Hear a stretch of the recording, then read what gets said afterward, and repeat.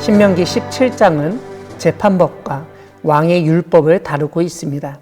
오늘 본문 앞부분인 재판법은 신명기 16장 뒷부분부터 연결된 내용입니다.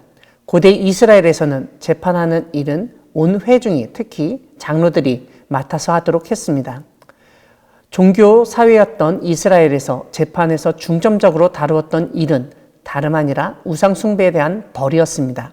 남녀를 물어나고 하나님 앞에서 악을 행하여 언약을 어길 뿐만 아니라 다른 신을 섬겼을 때 어떻게 대응해야 하는지를 알려줍니다. 첫째, 재판 담당자가 그런 일을 알게 되면 제일 먼저 자세히 조사해야 한다고 가르칩니다. 즉, 소문에 의지하거나 감정적으로 대응하고 대처하면 안 된다는 것입니다. 둘째, 그 일과 말이 고소 내용에 부합하는지 확실히 확인하는 것입니다.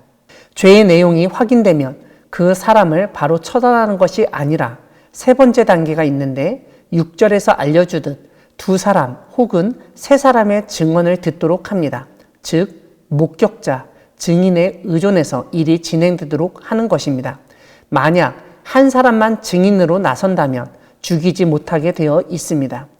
고대 이스라엘에서는 이렇듯 재판을 통해서 공의를 세우고 악을 제거하는 것이 중요했습니다. 그러다 보니 이스라엘은 재판할 때 몇 가지 주도 면밀한 과정을 거치게 되어 있는데 그것은 그 재판이 잘못되지 않도록 하는 안전장치라고 할 수 있습니다. 무엇보다도 그래서 사람을 외모로 보지 말고 뇌물을 받지 말라고 가르칩니다. 뿐만 아니라 돈 있는 사람이 재판을 왜곡하고 잘못된 판결을 유도할 수 있기에 뇌물 금지를 명령하고 있습니다. 오늘 본문 뒷부분은 왕의 율법입니다. 즉, 왕이 지켜야 하는 율법, 하나님의 명령입니다. 이 율법의 근간이 되는 규정은 하나님이 택하신 사람을 왕으로 세워야 한다는 것입니다. 이것이 왕과 관련된 첫째 율법입니다. 여기서 이스라엘은 혈통 중심의 왕정 체제를 부정하고 있는 사실을 깨닫게 됩니다. 아무리 왕자이고 심지어 세자라 하더라도 하나님이 세우지 않으시면 왕이 될 수 없기 때문입니다. 이스라엘의 첫 왕은 사울이었지만 그 아들 요나단이 왕이 되지 않고 다윗이 왕이 되었습니다. 왜냐하면 하나님이 다윗을 왕으로 세우셨기 때문입니다. 이런 점에서 율법에서 정하는 왕조는 세습 왕조가 아님을 깨닫게 됩니다. 둘째 율법은 왕이 될 사람은 반드시 이스라엘 형제, 즉 유대인의 피를 가지고 있어야지 타국인이면 안 된다는 것입니다. 이것은 인종적 편견을 반영한 것이라기보다는 이스라엘의 종교와 정치의 혼합적인 면을 가지고 있는 국가이기 때문에 하나님을 섬기는 지도자로서 세우는 데 주의를 요구한 것입니다. 셋째 율법은 왕이 병마를 많이 두지 않아야 하고 병마를 많이 얻으려고 애굽의 우호 관계나 동맹 관계, 협조와 원조를 요청하면 안 된다는 것입니다. 이것은 애굽에서 나왔는데 애굽에 다시 예속하는 것을 금지하는 것입니다. 또한 너무 과대한 군사대국의 야망을 꿈꾸며 국민을 괴롭히는 왕이 되어서는 안 된다고 경고합니다. 넷째 율법은 아내를 많이 두지 말라는 것입니다. 솔로몬이나 아합에게서 볼 수 있듯 아내의 종교를 받아들이고 이방 신앙을 섬기게 되기 때문입니다.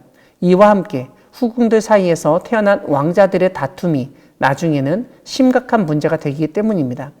다섯째 율법은 왕 자신을 위해서 은금을 많이 쌓지 말라는 것입니다. 여섯째 율법은 하나님의 말씀, 즉 율법책을 등사, 즉 필사 혹은 복사하여서 평생에 자기 옆에 두고 읽어야 한다는 것입니다. 이렇게 말씀을 읽음으로써 하나님 경외하기를 배우며 그 율법에 기록된 모든 명령과 규례를 지켜야 한다고 알려줍니다. 이것은 왕뿐만 아니라 하나님의 자녀, 하나님의 백성이라면 당연히 해야 할 일입니다. 하지만 그 당시, 아니 중세 때까지 책을 가지고 있으며 책을 복사할 정도의 학식을 가진 사람을 집에 두기가 어려웠던 점을 생각해 보면 왕만이 할 수 있는 일이라고 생각하게 됩니다. 이렇게 하나님의 말씀을 읽고 하나님 경외하기를 배우며 하나님의 율법대로 다스리려고 하는 왕은 형제 위에 군림하며 교만하게 행하지 않고 좌로나 우로 치우치지 않게 된다고 알려줍니다. 그것이 왕국과 그 자신의 가문이 장구하게 되는 유일한 길이라고 알려주고 있습니다. 사랑하는 광야교회 성도 여러분, 하나님은 아무리 왕이라도 하나님의 말씀을 지키도록 율법을 주시는 분이십니다.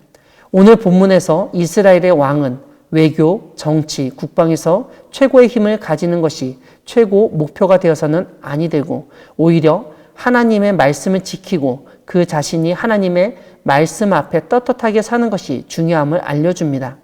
이렇게 살기 위해서는 무엇보다 하나님의 말씀을 옆에 두고 읽고 배워야 합니다.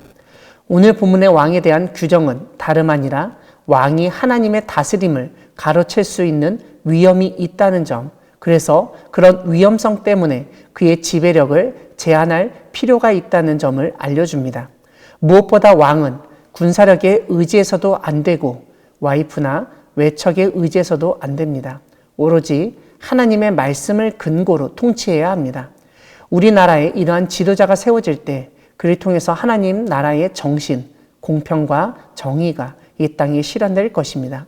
무엇보다 하나님이 우리를 왕 같은 제사장으로 세우셨음을 기억하며 이 세상의 힘을 의지하기보다는 하나님의 말씀을 의지하며 나아가는 우리 모두가 되기를 소망합니다. 아멘.